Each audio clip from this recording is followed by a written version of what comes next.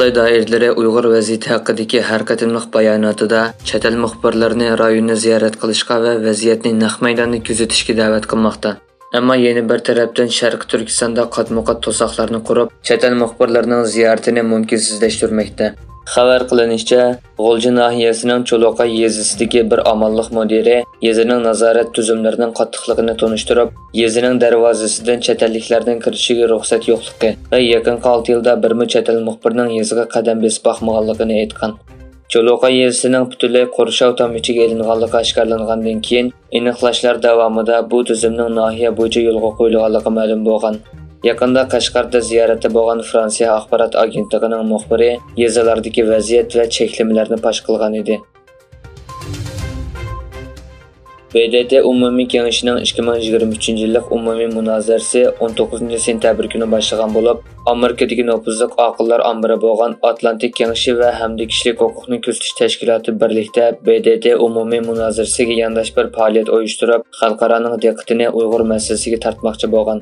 Halbuki mazkur yig'in echilishidan avval Xitoyning Birlashgan Davlatlar Tashkilotida turishliq vakillar o'mikining oldin qapda bu tashkilotga a'zo davlatlarning vakillari o'mikiga maxfiy xat yozib, ularni bu yig'inga qatnashmaslikka chaqirganligi oshkorlandi.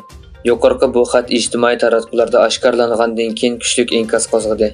Faoliyatdagi so'zlovchilardan biri bo'lgan Amerika Tashqi ishlar ministrligining yer shari jinoiy ishlar adliyasiga mas'ul alohida elchisi Batvan Shak xonim buni Xitoyning Uyg'urlarni bostirishdagi xalqaro tashviqotining bir misoli deb atadi. Hindiston Xitoy tahdidiga qarshi dunyodagi eng egiz cho'qqilarning birida ko'rakchi aeroplan uchish yo'li yasashga tayyorlik qilmoqda. Amerika ovozining xabar qilishicha, Hindiston Sharqi Ladakning Neoma rayonining Sharq Turkiston Hindiston chegarasini bo'ylab dunyodagi eng egiz cho'qqida ko'rakchi aeroplan uchish yo'li yasashni planlagan. Xitoy Beyjingda turishliq Germaniya bosh elchisini chaqirtib, Germaniya tashqi ishlar ministrligining Xi Jinpingni diktator deb atag'anligiga norozilik bildirdi.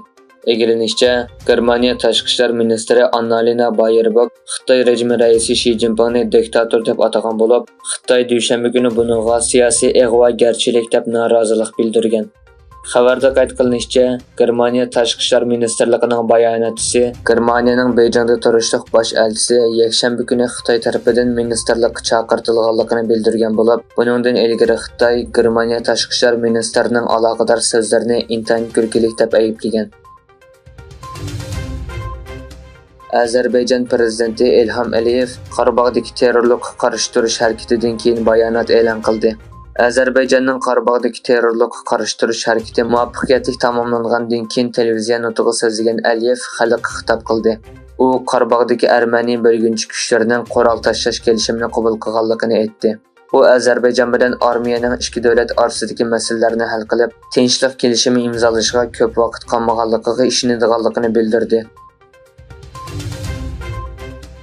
Yaponiya hukumati Xitoyning Yaponiyaga tava alohida iqtisodiy rayoniga laylama uy yasaganligiga diplomatik yo'llar orqali norozilik bildirganligini e'lon qildi. Xabar qilinishicha, Yaponiya dengiz qirg'oqi muhofazat atriti yaqinida Okinawaning g'arbi-janubiga joylashgan talash-tortishdagi Senkaku oroliga yaqin joyda Xitoyning laylama uylarini uchratgan.